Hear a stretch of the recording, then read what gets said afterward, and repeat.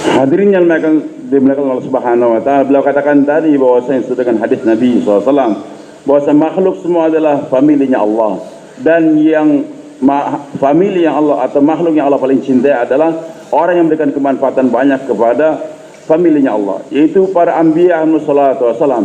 Dan Sayyidul Anbiya Nabi kita Muhammad SAW adalah manusia yang paling dicintai oleh Allah Subhanahu wa taala karena beliau yang banyak fikir atas umat. Hadirin Subhanahu wa taala, orang yang paling dicinta oleh Nabi kita Muhammad SAW adalah umat beliau sendiri. Bagaimana perhatian Nabi kita Muhammad SAW kepada ini umat? Tangisan-tangisan atau tetesan air mata Nabi SAW adalah ditumpahkan untuk umat. Begitulah kerisauan Nabi SAW, kepayahan Nabi SAW adalah untuk umat.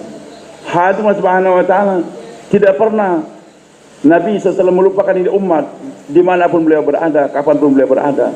Bahkan di saat-saat beliau berjumpa dengan Allah Subhanahu wa taala, di saat diisrakan oleh Allah Subhanahu wa taala, ketika sampai di hadiran Allah, Nabi SAW mengucapkan salam, at-tahiyatul mubarakatuh salawatu lillah, mengucapkan salam kepada Allah Subhanahu wa taala. Dan Allah pun menjawab salam Nabi kita Muhammad SAW, assalamualaikum ayyuhan nabi wa rahmatullahi wa barakatuh. Jawaban salam daripada Allah Subhanahu wa taala. Dan saat itu hadirin Nabi kita Muhammad SAW ketika mendapatkan juga jawaban salam daripada Allah Subhanahu wa taala, assalamualaikum ayyuhan nabi, maka langsung Nabi SAW tidak ingin hanya itu salam untuk beliau saja, maka beliau katakan assalamualaikum wa ala ibadillahis salihin. Di hadapan Allah Subhanahu wa taala, ketika berhadapan langsung dengan Allah, Nabi SAW tidak pernah melupakan umat agar umat juga mendapatkan salam yang sama dari Allah Subhanahu wa taala. Dan mendengar Nabi SAW memohonkan itu doa di hadapan Allah untuk umat, maka malaikat paham bahwa ini adalah Nabi yang betul-betul Nabi yang senantiasa ingat pada umat. Maka waktu itu malaikat semua serentak mengucapkan asyhadu an la ilaha illallah wa asyhadu anna Muhammadan abduhu wa rasuluh. Hadirin Subhanahu wa taala, jadi di saat-saat yang paling nikmat bagi seorang hamba berjumpa langsung dengan Allah, perjumpaan yang hanya Allah dan Rasulnya mengetahui, di saat itulah Nabi juga tidak pernah melupakan umat. Hadirin Subhanahu wa taala, ini kita baca hadirin setiap kita sholat, di tahiyat yang awal atau di tahiyat yang terakhir. Begitulah hadirin pada Hajjatul Wada, 3 bulan sebelum wafatnya Nabi kita Muhammad SAW, beliau telah membimbing umat untuk pergi haji bersama beliau. 124.000 orang sahabat telah pergi haji bersama Nabi. Dan beliau katakan khudhu anni manasikakum, pelajari manasik-manasik haji langsung daripada aku. Beliau katakan barangkali kalian tidak akan berjumpa lagi dengan aku tahun depan. Hadirin Subhanahu wa taala, pada Hajjatul Wada di beberapa kesempatan Nabi jelaskan bahwasanya barangkali tahun depan kalian tidak akan berjumpa dengan aku lagi. Inilah akhir-akhir daripada kehidupan aku. Dan apa doa yang senantiasa ditayangkan oleh Nabi SAW di saat di Arafah, di Mina, di Muzdalifah, di berbagai kesempatan. Beliau hadirin tahu dan diberitahu oleh Allah Subhanahu wa taala akan terbunuhnya nanti Utsman bin Affan radhiyallahu anhu, mantu beliau. Akan terbunuhnya Ali bin Abi Thalib, mantu beliau. Begitu pula akan terbunuhnya Hasan dan Husain nanti akan datang. Nabi SAW mengetahui itu semua. Tapi di saat-saat perjalanan haji, di saat doa mustajab, Nabi SAW tidak mendoa agar mereka diselamatkan dari pembunuhan, baik Utsman bin Affan, Ali bin Abi Thalib atau Hasan dan Husain. Dan bagaimana kecintaan Nabi SAW kepada cucunda mereka berdua, Hasan dan Husain. Nabi cinta betul. Bahkan sering di saat-saat Nabi SAW tengah-tengah salat, 2 orang cucu yang dicinta bermain-main, bahkan naik punggung Nabi SAW, naik di belakang Nabi SAW. Nabi SAW tidak mau mengganggu kesenangan mereka, maka sengaja Nabi lamakan untuk sujud tersebut sehingga mereka puas bermain-main di belakang Nabi SAW. Sampai mereka turun dari belakang Nabi SAW, baru Nabi bangkit dari sujud. Begitulah kadang-kadang di saat mereka lapar mau menyusu, ternyata Fatimah radhiyallahu anha kurus, air susu pun kering, tidak ada yang bisa disusukan. Nabi SAW gendong 2 orang cucunya, dikeluarkan lidah beliau agar sang cucu bisa menghisap langsung daripada lidahnya Nabi SAW sampai mereka terasa kenyang. Bagaimana kecintaan Nabi SAW kepada Hasan dan Husain hadirin. Tapi di saat-saat di Arafah, di Mina, di Muzdalifah, Nabi tidak mendoa untuk selamat mereka jangan sampai terbunuh. Begitulah Ali bin Abi Thalib, bagaimana mantu Nabi SAW yang memimpin sekian banyak peperangan, dicinta oleh Allah Subhanahu wa taala. Tapi saat itu Nabi tidak mendoa untuk keselamatan Ali bin Abi Thalib. Utsman bin Affan, Dzunurain, dua putri Nabi SAW dikawinkan kepada Utsman. Yang pertama telah meninggal dunia, dikawinkan lagi dengan yang kedua, mantu yang sangat dicinta oleh Nabi SAW. Dan Nabi tahu bahwa Utsman bin Affan suatu saat akan terbunuh. Tapi Nabi tidak mendoa saat haji tersebut agar Utsman diselamatkan dari pembunuhan. Hadirin subhanahu wa ta'ala, tetap doa Nabi SAW di setiap waktu dan kesempatan pada waktu haji, mendoa untuk umat. Aisyah radhiyallahu anha, istri yang dicinta, yang banyak berkhidmat kepada Nabi SAW, menyiapkan air, makanan dan sebagainya. Suatu saat melihat wajah Nabi SAW berseri-seri gembira, maka Aisyah gunakan kesempatan, ya Rasulullah, doakan untuk saya.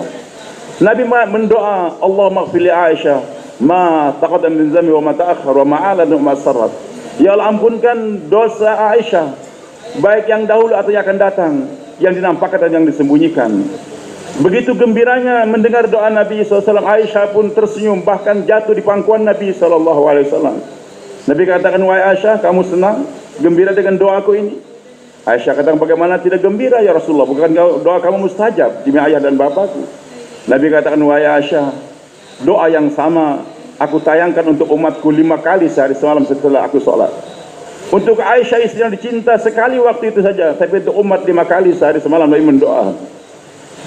Hadirin subhanahu wa ta'ala, begitu pula bagaimana kecintaan Nabi SAW pada ini umat. Hadirin, Nabi risau memikirkan dan senantiasa. Satu orang sahabat keluar malam hari mencari di mana Nabi SAW, di rumah tidak ada. Pergi ke kuburan Baqi' juga tidak ada. Mencari ke tempat yang lain sampai di luar batas kota Madinah. Dia dapatkan Nabi sedang berada di sebuah gua, sedang sujud, mendoa dan mendoa. Lama dia menantikan kapan Nabi SAW bangkit dari sujudnya. Dia pergi sebentar, datang lagi, ternyata Nabi masih sujud juga. Pergi lagi, datang lagi, ternyata Nabi masih sujud. Sampai yang keempat kali baru Nabi SAW bangkit dari sujud, mendoa dan keluar daripada gua.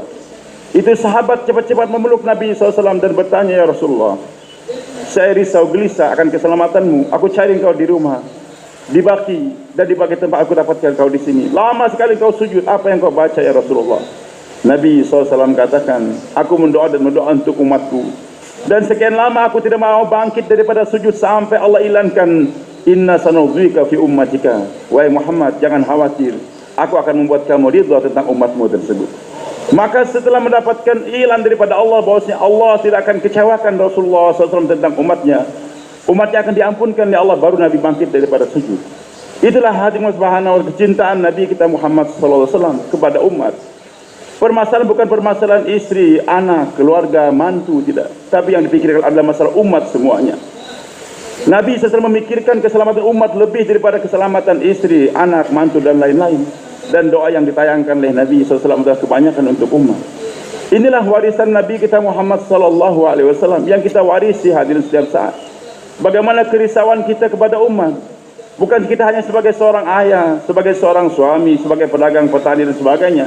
Tapi kita adalah sebagai naib Rasulullah SAW, pewaris Nabi SAW, penerus kerja Nabi Muhammad SAW. Bukan hanya kita, setiap satu daripada umat Nabi Muhammad SAW, laki-laki kah dia, wanita kah dia, kulit hitam, kulit putih, dimanapun dia berada, di desa, di kota, di pojok-pojok kampung sana, di desa, mereka adalah umat Nabi Muhammad SAW yang mendapatkan warisan lebih hebat daripada warisan nenek moyang mereka berupa harta, emas, perak, berlian, bukan. Tapi warisan yang sangat mahal akan kerisauan Nabi kita Muhammad SAW. Ini yang kita tanamkan dalam diri kita, bahkan jumpai setiap umat Nabi Muhammad SAW. Kau punya warisan, yaitu fikir risaunya Nabi SAW, bawa kepada setiap orang. Hadirin subhanahu wa ta'ala, inilah permasalahan umat yang harus tanamkan dalam diri kita. Jangan kita disibukkan hanya oleh keluarga, famili, pekerjaan, lupa akan warisan yang telah diberikan oleh baginda Rasulullah SAW. से गौर से उमुक और गहराई से देखा है, आपने किसी के लिए कहीं उंगली रखने की जरूरत नहीं, उंगली रखने की जगह बाकी नहीं रखी। जब तक लोग आपके वाले नहज पर, आपके वाले उसूलों पर, उसी मिजाज पर, उसी तरह कुर्बानियों की मिकदार बढ़ाते हुए, मोटे आंसू रोते हुए, ठंडी आहें भरते हुए करते रहेंगे, अल्लाह इसके जरिए हिदायत। इसीलिए मौलाना इलियास साहब रहमतुल्लाह अलैह ने इंतकाल से पहले beliau katakan semua pengorbanan Nabi Muhammad SAW, tetesan keringat, tetesan air mata, bahkan tetesan darahnya Rasulullah SAW adalah untuk ini umat. Semua pengorbanan Nabi SAW adalah untuk umat. Dan bukan hanya Nabi yang berkorban, keluarga juga berkorban. Itu semua dilihat oleh Allah Subhanahu wa Ta'ala. Apakah Allah tega membiarkan Nabi dan keluarga beliau berkorban? Itu semua adalah bayaran untuk hidayah ini umat. Allah tahu bagaimana pengorbanan Fatimah radhiyallahu anha yang menyertai ayahandanya dalam berjuang. Air susu pun kering untuk diminumkan pada anak tidak ada. Ali bin Abi Thalib sudah berkorban untuk berjuang agama bersama dengan mertua. Begitu pula Allah tahu bagaimana pengorbanan Hasan dan Husain, pengorbanan semua keluarga-keluarga Nabi kita Muhammad SAW. Allah melihat itu semua. Tapi hadirin subhanahu wa ta'ala, itulah bayaran untuk agar umat mendapatkan hidayah. Semua pengorbanan Nabi kita Muhammad SAW adalah untuk ini umat. Dan Nabi tidak pernah melupakan umatnya di dunia. Bahkan sampai di akhirat sana Nabi tidak akan lupa pada umat. Suatu hari satu orang sahabat berkata, "Ya Rasulullah, saya berjumpa dengan engkau, terlipur mataku. Tapi di saat aku berpisah di rumah, aku gelisah. Kadang-kadang di kebun, kadang-kadang di kedai, ingin jumpa dengan engkau. Dan tidak hilang kegelisahan aku kecuali setelah melihat wajahmu ya Rasulullah. Itu di dunia, tapi sekarang aku berpikir bagaimana di akhirat nanti. Bukankah engkau masuk surga? Kalaupun aku juga masuk surga, surgaku jauh di bawahmu ya Rasulullah. Kapan aku bisa berjumpa dengan engkau?" Hadirin subhanahu wa ta'ala, Nabi SAW tidak mampu untuk memberikan jawaban. Tapi Allah sendiri yang memberikan jawaban dengan ayat Al-Quran. Barang siapa mentaati Allah dan Rasulnya, mereka akan bersama dengan para anbiya, para syuhada, para solihin. Hadirin Allah, Nabi SAW katakan nanti kamu akan jumpai aku di 3 tempat, yaitu di mizan, di mahsyar, dan juga saat umat melalui titian sirat. Nabi memperhatikan umatnya melalui titian satu persatu sambil mendoa, "Ya Rabbi salim salim." Ya Allah, selamatkan umatku, selamatkan umatku, jangan sampai terjatuh di api neraka. Sampai di sana pun Nabi SAW tidak pernah melupakan umat. Setiap saat pengorbanan yang diberikan oleh Nabi SAW, Nabi tidak akan melupakan ini umat. Beliau sujud, berdiri panjang salat tahajud sampai kaki beliau bengkak. Bukan untuk menikmati indahnya bercengkrama dengan Sang Khalik, dengan Allah, tidak. Tapi bengkaknya Nabi SAW, kakinya Nabi untuk tahajud adalah mendoakan untuk umat dan umat. Hadirin subhanahu wa ta'ala, begitu pula pengorbanan yang dirasakan oleh keluarga-keluarga Nabi SAW, itu semua adalah untuk umat. Hadirin subhanahu wa ta'ala, dengan pengorbanan Nabi SAW tersebut, maka umat yang tanya dalam kesesatan, jauh daripada agama, jauh daripada Allah, sekarang berada di alam yang terang benderang, penuh dengan ketaatan kepada Allah Subhanahu wa ta'ala, hidup mereka pun bersih. Hadirin subhanahu wa ta'ala, inilah warisan yang telah diberikan Nabi SAW kepada kita ini. Warisan kerisauan Nabi SAW, warisan pengorbanan Nabi SAW. Hari ini kita kadang-kadang lupa akan warisan tersebut. Sibuk hanya mengurusi keduniaan kita saja, bahkan sibuk mengurusi daripada warisan orang tua kita. Sibuk dalam perdagangan, pertanian dan sebagainya, lupa keadaan umat. Kalau hari ini Nabi SAW melihat keadaan umat yang jauh dari agama, masjid pun kosong, banyak yang meninggalkan agama, banyak kemurtadan, perjudian dan sebagainya yang terjadi. Apakah kita tidak risau melihat keadaan umat Nabi SAW yang sekarang ini jauh dari agama? Bahkan saya sendiri pernah membaca satu orang kaya, punya kekayaan yang luar biasa, hanya punya 2 orang putra saja. Maka ketika meninggal dunia sang ayah, mereka berbagi harta. Cukup banyak itu harta yang didapatkan oleh masing-masing. Tinggal 1 pohon lagi, dan itu pohon pun bukan pohon delima, bukan pohon anggur, tidak. Hanya pohon biasa saja yang berduri juga. Dijual juga tidak begitu mahal harganya tersebut. Tapi gara-gara yang satu mengatakan, yang abang katakan ini milik saya, ada yang mengatakan ini milik saya, berkelahi. Bahkan anak mereka masing-masing bermain-main di sekitar itu pohon. Terjadi keributan di antara mereka, yang satu lapor kepada ibunya, yang ini juga lapor kepada ibunya. Hadim subhanahu wa ta'ala. Kadang-kadang wanita, kita juga lupa untuk memikirkan istri-istri kita. Kita sibukkan istri kita hanya untuk memasak masakan yang enak. Kesibukan mereka di dapur untuk menyajikan masakan yang enak buat suami. Lupa kita arahkan istri kita kepada kehidupan para sahabat radhiyallahu anhum. Bagaimana fikir-fikir wanita di zaman Nabi kita Muhammad SAW, baca dalam ta'lim. Bagaimana kehidupan wanita-wanita Ansar, wanita para sahabat waktu itu.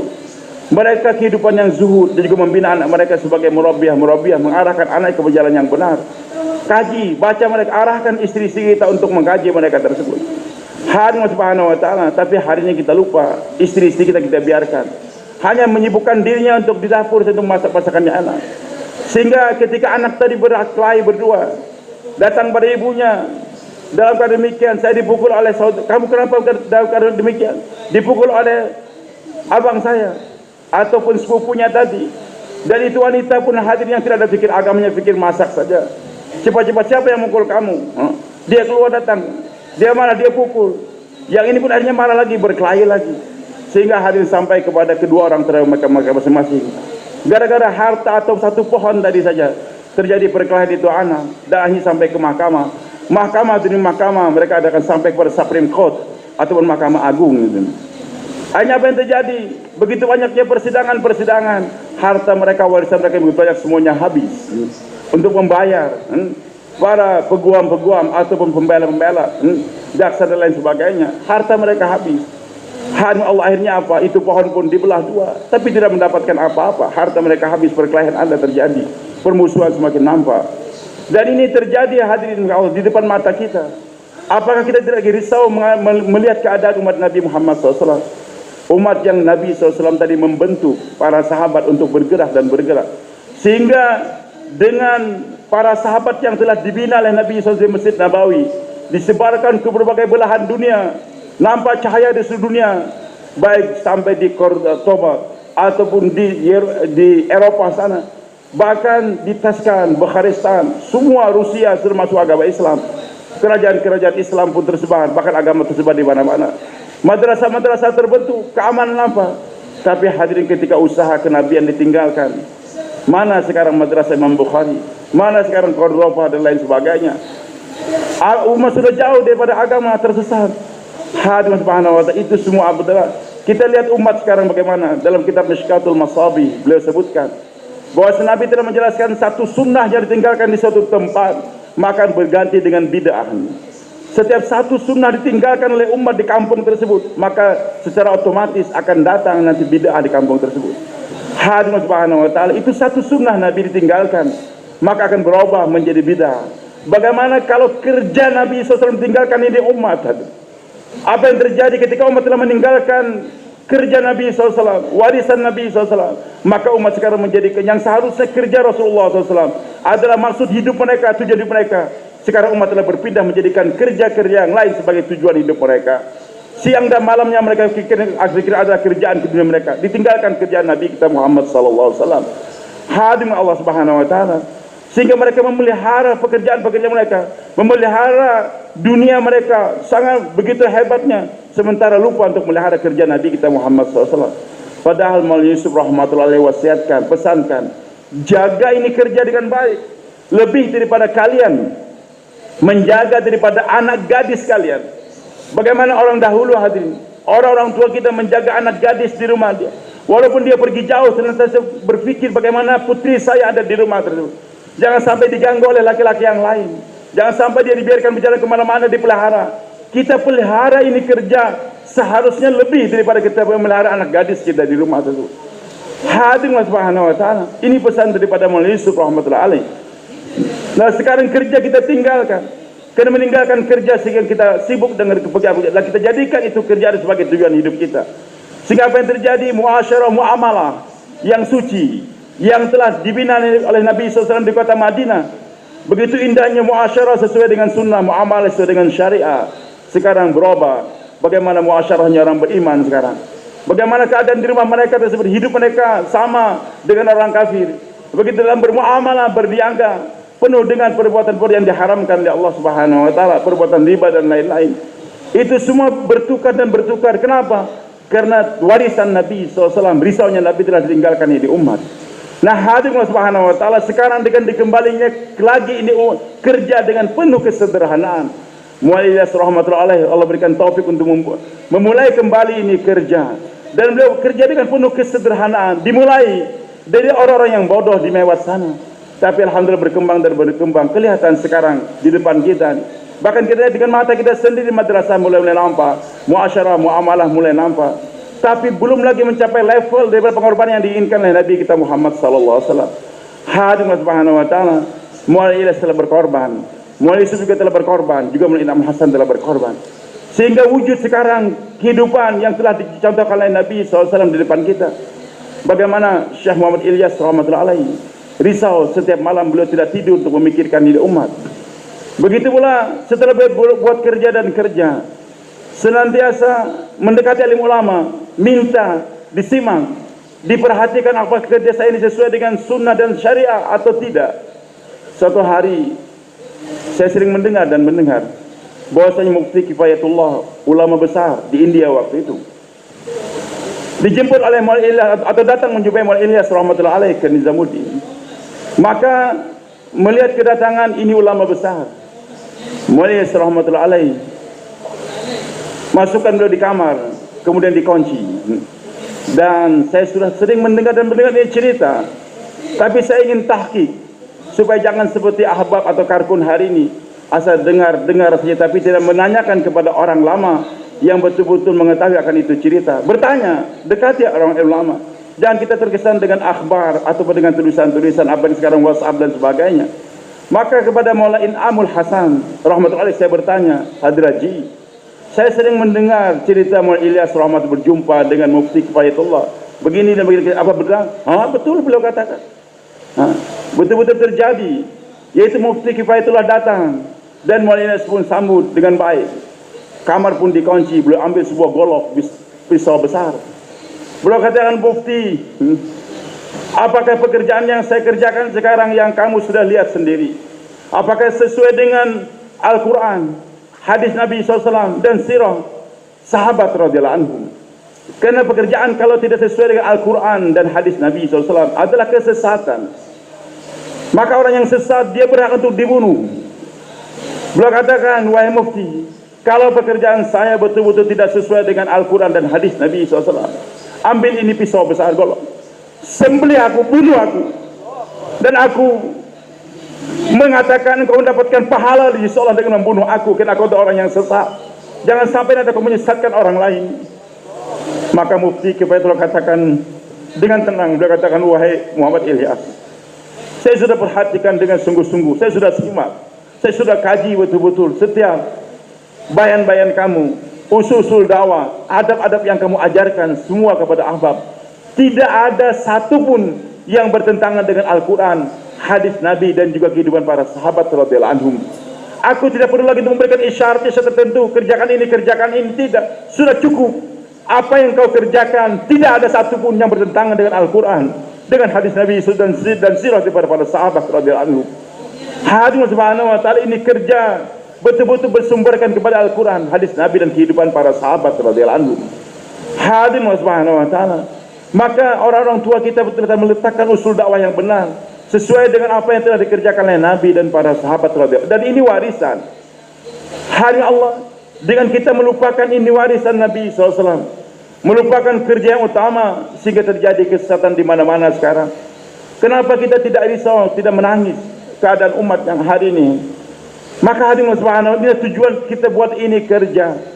Kita ingin membentuk kembali kelompok-kelompok ataupun jamaah-jamaah yang akan mewarisi warisan Nabi kita Muhammad SAW, sebagaimana para sahabat telah menyebar ke berbagai belahan dunia untuk agama, menjadikan maksud dan maksud Nabi Muhammad SAW. Maka antum semua betul-betul hendaklah ingat bahwa saya ini adalah naibu Rasulullah SAW, penerus kerja Nabi SAW, pewaris kerja Nabi SAW yang akan membawa agama ke berbagai belahan dunia. Hadirin subhanahu wa ta'ala, banyak yang perlu kita pikirkan dan dirisaukan. Bukan permasalahan anak dan istri dan keluarga, tapi adalah masalah umat Nabi Muhammad sallallahu alaihi wasallam. इंतकाल से पहले मौलाना मोहम्मद इलियास साहब रहमतुल्लाह अलैह ने मौलाना यूसुफ साहब रहमतुल्लाह अलैह को बुलाया। यूसुफ आ जाओ, मिल लो, हम तो चले, ये काम है। भाई ये उठने वाले कहाँ जा रहे हैं? ये जो Pak, kemana pergi Pak? Kita sabarkan diri kita, jangan berdiri, sabarkan. Tenang, ini malam terakhir. कोई माजूर हो, किसी Kecuali yang barangkali yang tua, sakit, kita sabarkan. ये कि बहुत लंबी हो गई, अब चलो, ऐसा नहीं करना। Jadi yang sampai merasa ini bayan terlalu panjang, kita pergi jangan. Jarang-jarang kita melakukan, orang tua kita berkorban, umur 80-an tahun, datang dari tempat yang jauh, maka kita muliakan, kita hormati. Tolong jangan sampai ada yang berdiri, kecuali yang orang tua yang uzur, barangkali dia mau kencing dan sebagainya. Tapi yang lain sabarkan diri kita di sini. आ जाओ, मिल लो, हम तो चले, ये काम है। अगर इसे खेल बनाओगे तो खेल की तरह खत्म हो जाएगा। जैसे खेलों का वक्त होता है 3 दिन 5 दिन, 3 घंटे 5 घंटे,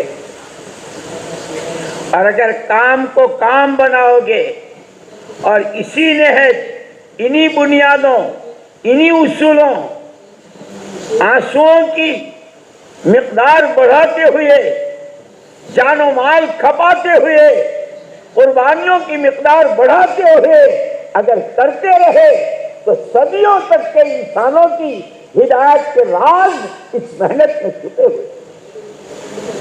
इसीलिए मौलाना मोहम्मद इलियास साहब रहमतुल्लाह अलैह के यहाँ बड़ों का इकराम भी, बड़ों की बात को निभाना भी, अपनी चाल चलते रहना भी, इधर उधर न झांकने को, सारी चीजें यही अबू उबैदा है। आगे कुछ कहता हूँ। Beberapa saat sebelum wafat, maka Syekh Muhammad Ilyas rahmatullah memanggil putranya Maulana Yusuf rahmatullah alaihi. Beliau katakan, Yusuf, jaga ini kerja. Jangan kau bermain-main dalam ini kerja. Yusuf, kalau kau bermain, jadikan ini kerja sebagai permainan, akan berakhir nanti sebagaimana permainan-permainan yang lain, boleh sepak dan lain sebagainya. Namanya permainan, suatu saat akan berhenti. Maka kalau kau jadikan permainan ini kerja atau bermain-main dalam ini kerja, maka sebentar lagi ini kerja akan berakhir.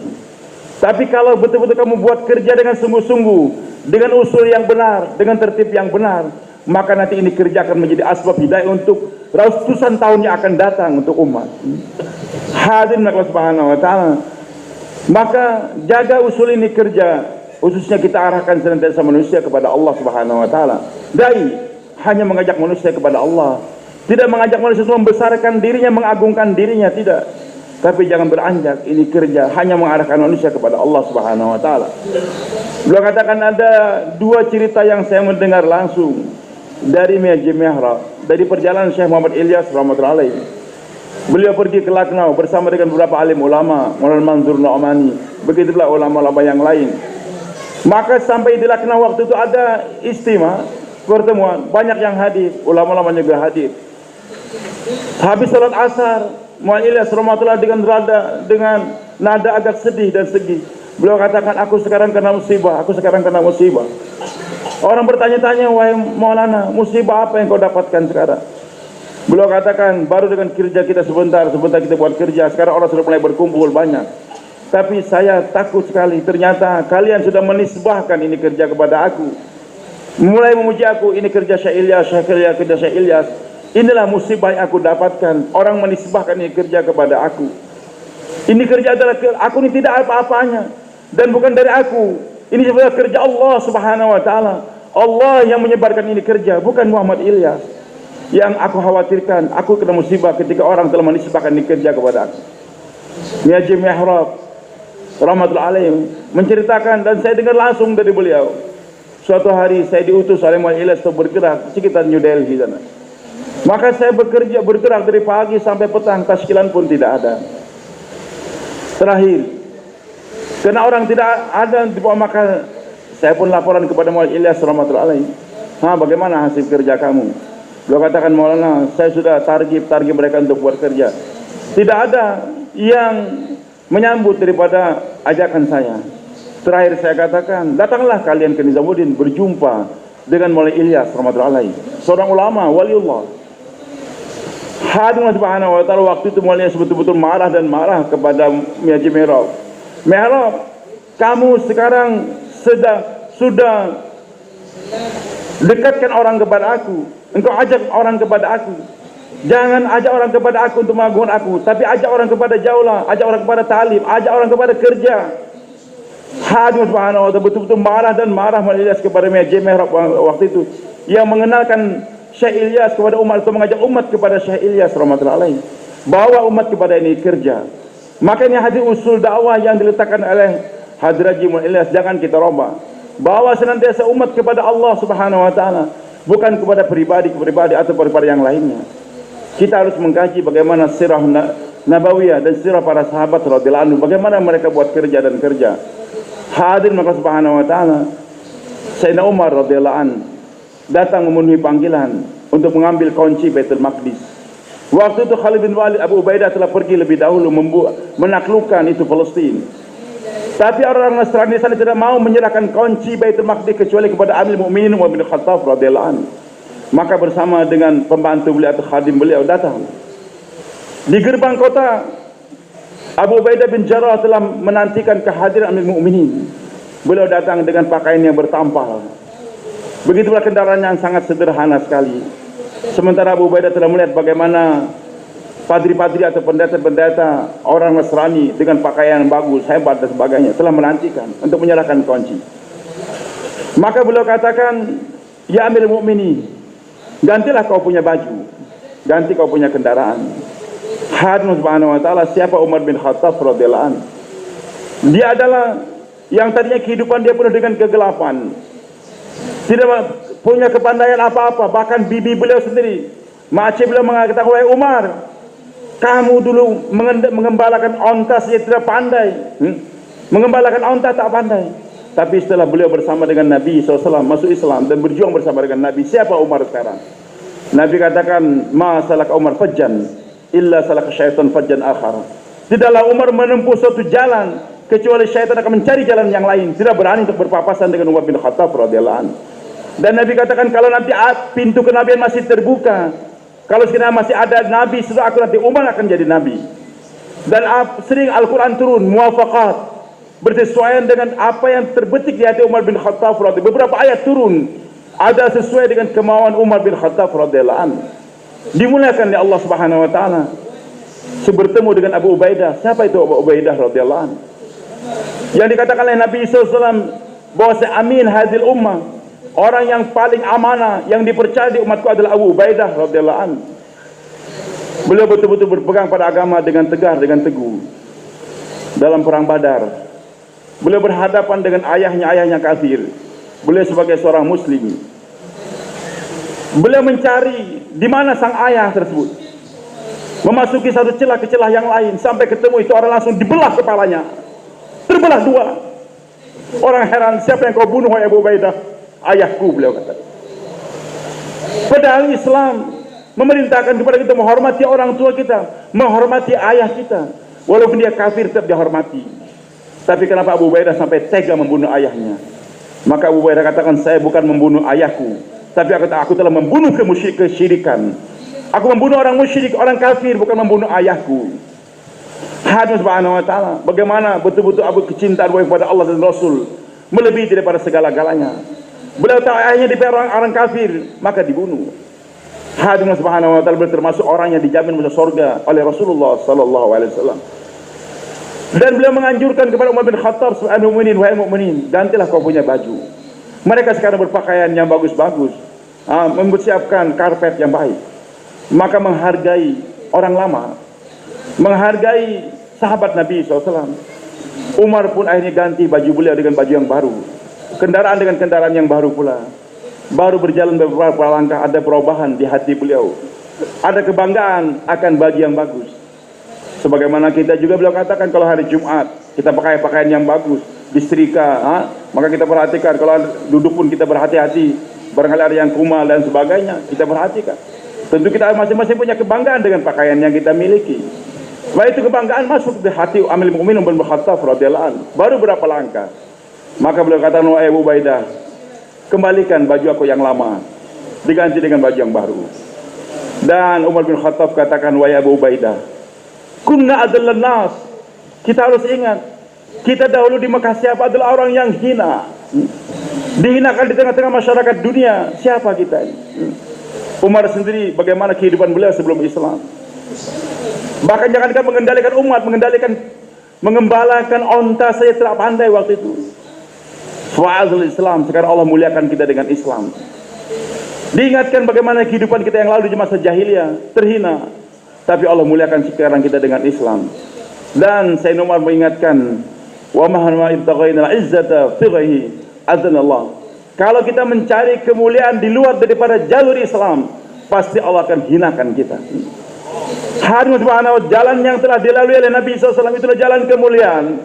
Jalan yang telah dilalui oleh sahabat, jalan kemuliaan. Kalau kita mencari kemuliaan di lain daripada jalan Islam atau jalan yang telah dilalui Nabi SAW, maka kehinaan akan kita dapatkan. Hadirin subhanahu wa ta'ala.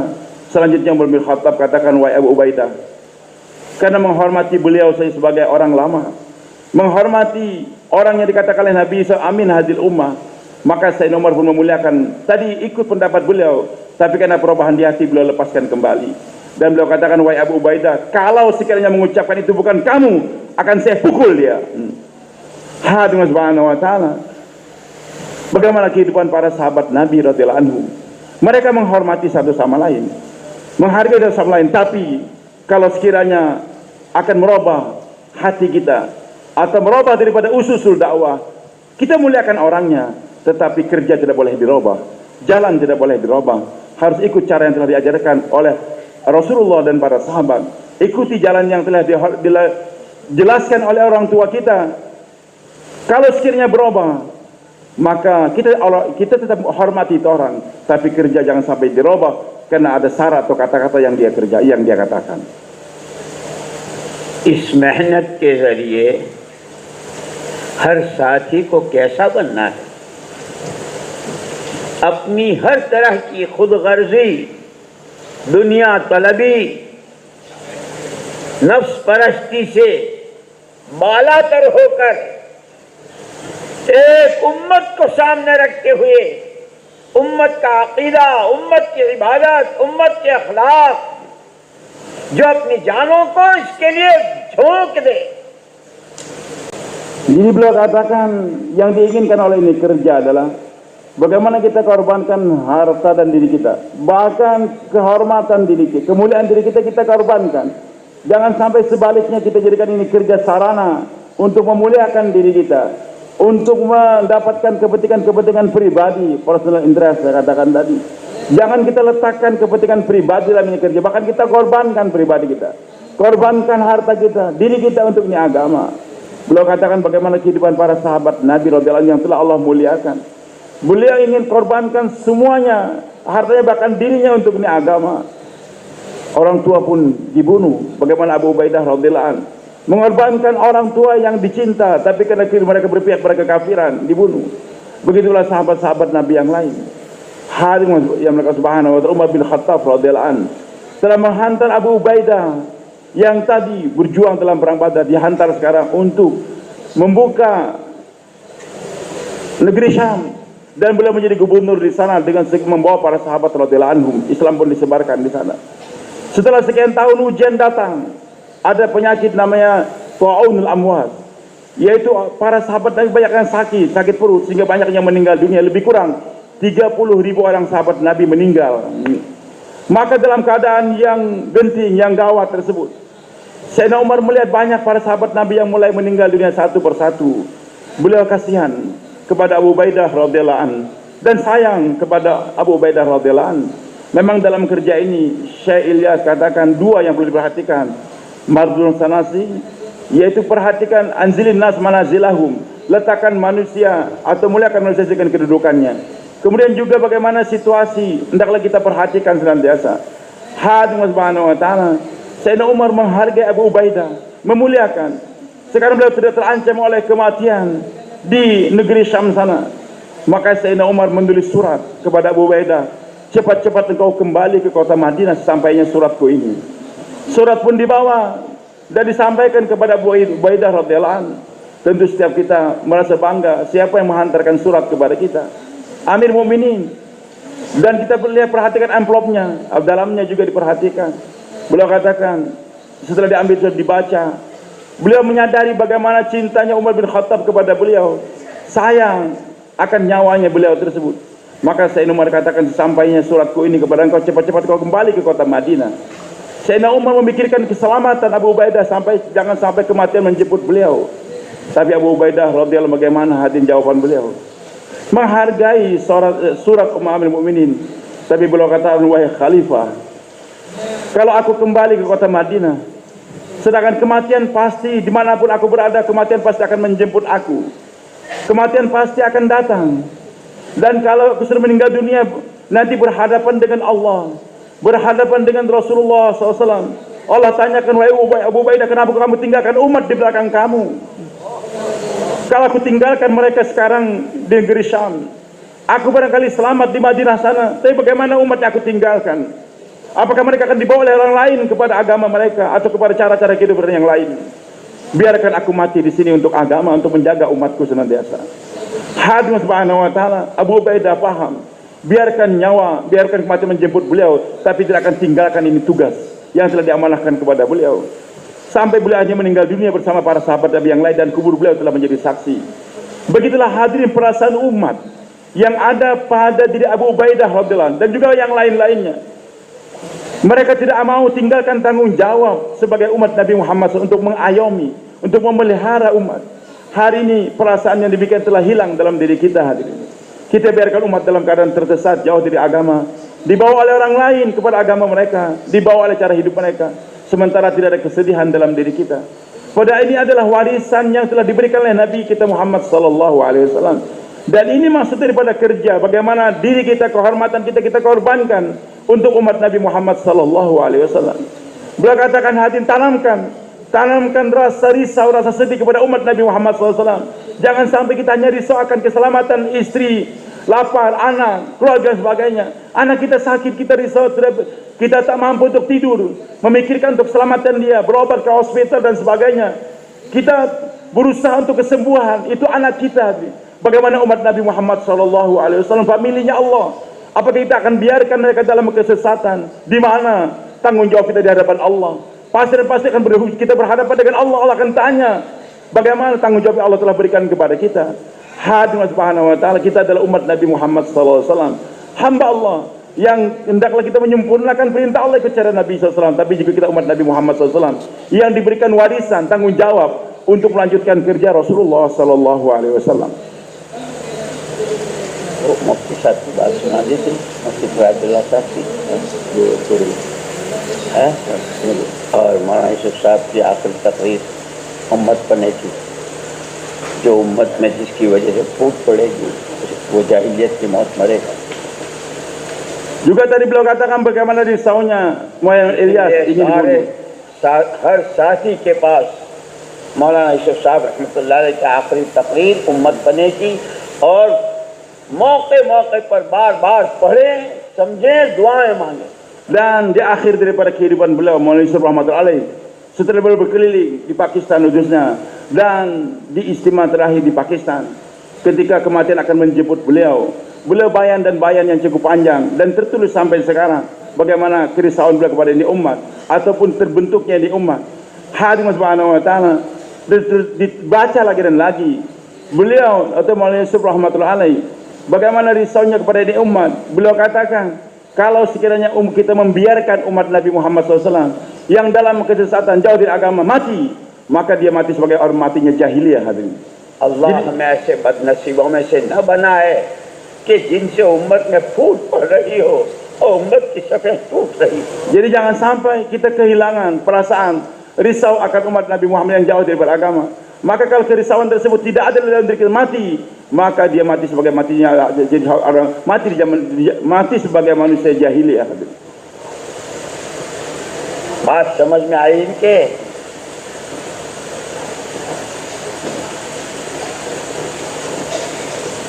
Jadi tadi beliau katakan bahwa Maulana Yusuf rahmatullah ingin bagaimana ada kerisauan umat bersatu, dan ancaman Maulana Yusuf rahmatullah alaih tadi, kalau orang memecahkan ini umat atau memecah belah ini umat, maka dia khawatirkan mati sebagaimana matinya di zaman jahiliyah atau seorang jahiliyah. इसीलिए मैंने कहा था और फिर कहता हूं, रहम खाओ, रहम खाओ, रहम खाओ अपने पर, अपने बीवी बच्चों पर, मोहम्मद सल्लल्लाहु अलैहि वसल्लम की उम्मत पर। दुनिया आनी जानी है, आसमान रहेगा न जमीन रहेगी, चांद रहेगा न सूरज रहेगा, हुकूमतें रहेंगी न दौलतें रहेंगी, हर एक को मरना है।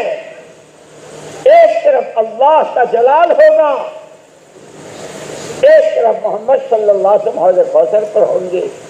आमाल पुल रहे होंगे, पुल सिराज से गुजर रहे होंगे, हर एक को अपने बारे में।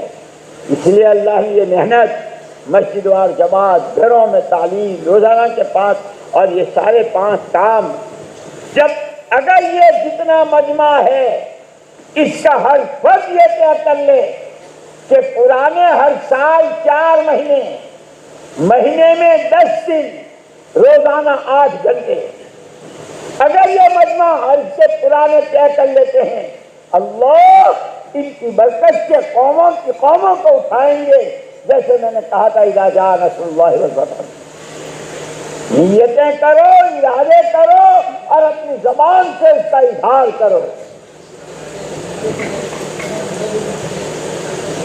Jadi beliau katakan tadi, betul-betul kalau kita ada rasa kasihan kepada diri kita sendiri, anak kita, istri kita, bahkan semua umat, tanamkan rasa kasihan dalam diri kita kepada mereka-mereka tersebut. Beliau katakan hadirin, kerja yang kita kerjakan sekarang adalah untuk membentuk diri kita sendiri. Kemudian ada fikir untuk orang lain. Maka ini umat dimuliakan Allah. Kenapa? Kuntum khairu ummatin ukhrijat linnas ta'minu wa tu'minu billah. Jadi kita mengalahkan aurat yang mungkar adalah untuk membentuk iman kita sendiri. Bagaimana hari demi hari dengan dakwah yang kita kerjakan, iman kita meningkat, ibadah kita meningkat, muasyarah muamalah kita semakin hari semakin meningkat.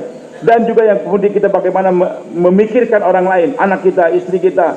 Jangan sampai ada satu umat pun yang akan masuk ke dalam api nerakanya Allah Subhanahu wa taala. Kematian pasti akan menjemput, kita akan ditanya oleh Allah nanti di hari kiamat, apa yang sudah kita kerjakan. Hendaklah kita kasihan bagaimana umat akan melalui titian sirat saat di mizan, saat umat nanti akan masuk dalam api neraka jahanam. Tanamkan betul-betul dalam diri kita hadirat Subhanahu wa taala, kerisauan tanamkan, tapi kita buktikan dengan kerja. Maka tuan-tuan yang sudah hadir di sini hendaklah tambah lagi pengorbanan. Setiap tahun kita berikan waktu 4 bulan untuk kerajaan Allah. Setiap bulan 10 hari dan setiap hari 8 jam. Ini semua adalah untuk membentukkan diri kita sendiri akan terselamat daripada api neraka. Juga bagaimana keluarga kita, bahkan semua umat terselamat dari api nerakanya Allah Subhanahu wa taala. Kita niat, tapi juga kita buktikan dengan amal, dengan kerja. Kita berikan pengorbanan-pengorbanan, korbankan harta kita, diri kita, nyawa kita, semua kita korbankan untuk agama Allah Subhanahu wa taala. Nanti janji Allah pasti akan datang. Idza jaa nasrullahi wal fath. Nusratullah, pertolongan atau terbukanya itu negeri akan datang setelah kita berkorban. Dan kemenangan bukan berarti mendapatkan harta yang banyak, kedudukan tidak, tapi adalah manusia berbondong-bondong masuk agama Islam. Beliau tadi ceritakan bagaimana ketika Nabi telah membuka kota Mekah, Abdullah bin Umar radhiyallahu an melihat kembali rumah yang telah beliau tempati, yang ditinggalkan saat hijrah. Maka ketika akan melewati rumah beliau tersebut, beliau pun ambil kain, ditutup muka beliau, jangan sampai menengok kembali rumah tersebut. Ya, beliau katakan, ya Allah, rumah yang aku sudah tinggalkan semata-mata karena Engkau, aku tidak akan mengambilnya lagi karena dari kemenangan tersebut. Jadi hadirat Subhanahu wa taala, bagaimana harta yang sudah dikorbankan, rumah yang sudah dikorbankan, tidak diingat lagi, apalagi itu diinginkan dikembalikan kepada beliau tersebut. Hadirat Subhanahu wa taala, itulah jazah yang ada para sahabat radhiyallahu anhu. Hanya semata-mata berkorban karena Allah. Apa yang ada kita korbankan, bukan ingin menjadikan agama sarana untuk memperkenalkan diri kita atau memuliakan diri kita. Bersedia tuan-tuan, insyaallah. Buktikan dirinya 4 bulan setiap tahun. Silakan Pak. हर साल के 4 महीने, setiap tahun 4 bulan, महीने के 10 दिन, dan रोजाना के setiap 8 bulan 10 घंटे, hari, setiap hari 8 jam, sepertiga hidup. Jangan bubar lebat, jangan pergi tempat lain. Selesaikan taskil kita. Ini malam दुनिया terakhir. वालों के पास उनकी मीरास होगी, जमीनें, जायदादें, जागीरें।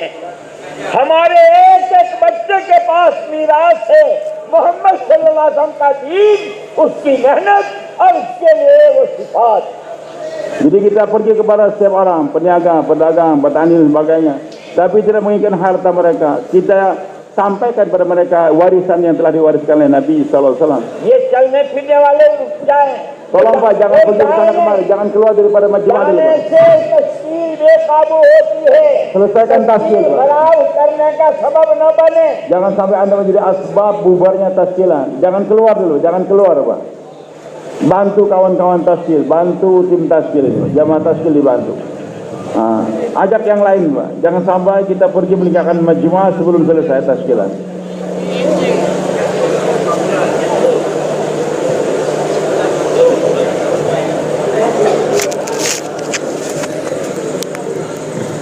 InsyaAllah tuan-tuan yang mulia. Bismillah. Ya tuan-tuan yang nak keluar tunai. Besok kita bahidat kita besok pagi lepas subuh. पुराने हैं बहुत। Itu masalah banyak jamaah-jamaah taskil Pak, di tengah Pak. जिसके पास लिखने वाले हो वहीं लिखवा सिलाkan, दें। itu फिर di तस्वीर tengah. वालों के पास पहुंचा देना, तरतीब बनाएंगे। Masya Allah. Itu banyak jamaah-jamaah taskil di tengah. Boleh catatkan dengan beliau-beliau, dengan mereka silakan. Bawa teman kita Pak, catatkan namanya. Besok lepas subuh kita akan adakan bayan hidayah. Hidayah untuk keluar, nanti kita sambung dengan doa. जज़ाकुमुल्लाह, जज़ाकुमुल्लाह, Masya Allah, Masya Allah, jazakumullah, Masya Allah. Buat suasana saling taskil. Tuan-tuan yang nak keluar tunai, yang belum ada jemaah lagi, individu yang belum ada jemaah lagi, minta tuan-tuan pergi ke depan madrasah sana di bawah untuk bentuk jemaah insyaAllah. तश्कील की ये आखिरी मजलिस है, इसमें कोई रह न जाए। कल को तो दुआ होगी, इसलिए हिम्मत कर करके Ini akhir majelis Pak taskil. Jangan sampai satu orang pun yang tidak tertaskil. Karena lepas subuh nanti akan ada bayan hidayah. Ini akan keluar jalan Allah Subhanahu Wa Taala. Lanjutkan dengan doa. Masya Allah. जिनके 4 महीने अभी तक एक साथ नहीं लगे हैं, इस मजमे में वो भी बचने न पाए, वो भी कह दें इंशाल्लाह हम भी 4 में लगाएंगे। Maka yang belum pernah 4 bulan, yang belum 4 bulan, maka dari majelis ini betul-betul bagikan masa 4 bulan, keluar untuk 4 bulan jadi Allah Subhanahu Wa Taala. Nanti setelah itu setiap tahun kita keluar 4 bulan. 4 महीने चिल्ला खूब बढ़ के 4 bulan, 40 hari juga boleh Pak. Masya Allah. 4 bulan, 40 hari cash. सब मिल के कहो इंशाल्लाह इस काम को अपना काम बनाएंगे। Semua insya Allah niat jadikan ini kerja sebagai kerja utama kita. उसी नहज पर उन्हीं उसूलों के साथ Kita buat जो kerja, हमारे बड़े दिए गए हैं उस पर करेंगे। kita buat kerja dengan tertib dan usul yang telah dicontohkan oleh orang-orang tua kita. Bersedia tuan-tuan? हर मस्जिद को अमाल से आबाद करो, Dan kita makmurkan setiap masjid dengan amalan. अपने घरों को अमाल से आबाद करो Begitu pula rumah-rumah kita makmurkan dengan amal. और दुआएं खूब मांगो। Dan kita lagi dan lagi banyak-banyak mendoa dan mendoa minta kepada Allah. करोगे? Bersedia tuan-tuan? सुभानकल्लाह। Subhanakallah.